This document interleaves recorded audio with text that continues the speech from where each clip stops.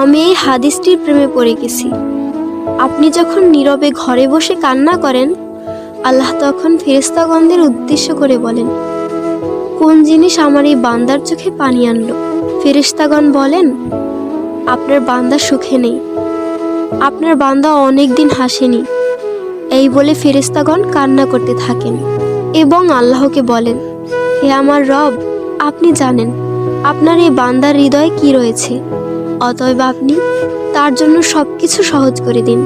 আল্লাহ বলেন, আমার এই বান্দা এমন কিছু জীবন থেকে হারিয়ে ফেলেছে যা সে অধিক ভালোবেসেছিল। অতএব আল্লাহ বলেন, আমি শপথ করছি, আমার বান্দা তার জীবন থেকে যা হারিয়েছে এর চেয়ে উত্তম জিনিস তাকে এনে দেব, যা দেখে দুনিয়া ও আখিরাতের সবাই বিস্মিত হবে। আলহামদুলিল্লাহ।